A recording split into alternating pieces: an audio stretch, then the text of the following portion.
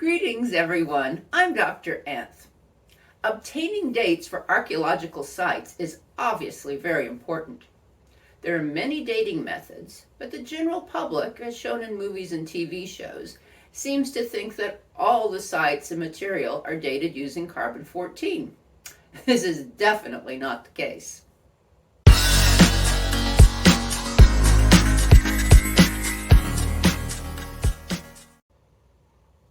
Most of the dating methods used in archaeology were developed by physicists. Archaeologists know about the methods, but not all the details, as samples to be dated are sent off to the labs. Once the sample is run through the testing apparatus in the lab, the date is sent back to the archaeologist. So I will just be discussing these methods in general terms. Let's start with carbon-14 dating, as that is the one known to most people. TV shows and movies frequently do not use this method correctly. Carbon-14 can only be used to date things that were once alive. All living things are made of carbon: people, animals, plants. It can date burned wood, baskets, bones.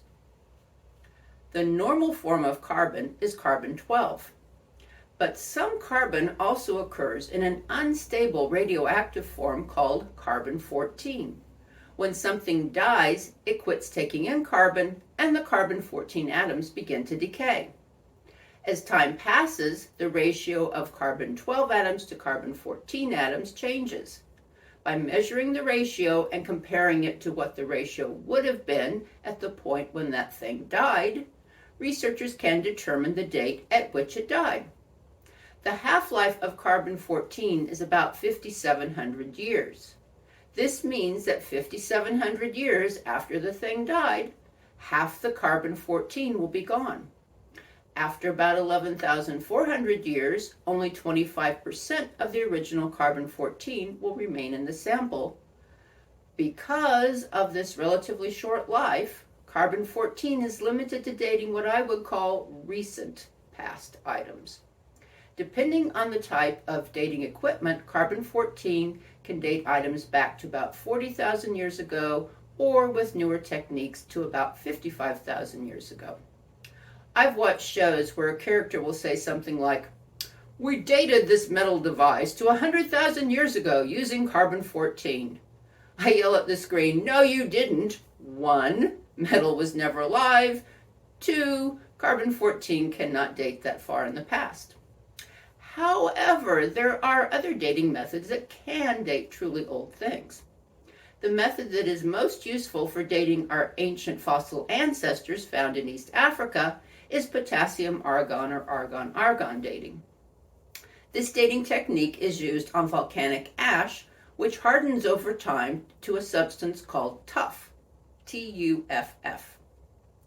The ash includes a radioactive form of potassium, which over time decays into argon. The ratio of potassium to argon in a sample gives the date of the sample. The half-life for potassium-argon dating is about 1.25 million years, so we can date really old things. However, the date is for the volcanic ash, not for a particular item. So how is it used? Well, East Africa has a lot of active volcanoes due to plate tectonics that are splitting the Rift Valley off of the main mass of the African continent. The layers of the rock in the Rift Valley are separated by layers of volcanic tuff. Lucy, the famous Australopithecus afarensis skeleton, was dated to about 3.2 million years ago. 2 tuff layers were found below the skeleton. The deeper one, 18 meters below, was dated to about 3.22 million years ago, and the one just 1 meter below her skeleton was dated to 3.18 million years ago. Using this method, stone tools and even older fossil skeletons can be indirectly dated. But there is another site in East Africa that is very exciting and that can be directly dated because it was made in the volcanic ash. I will talk about that site in the next video. Thanks for watching, and please subscribe to my channel.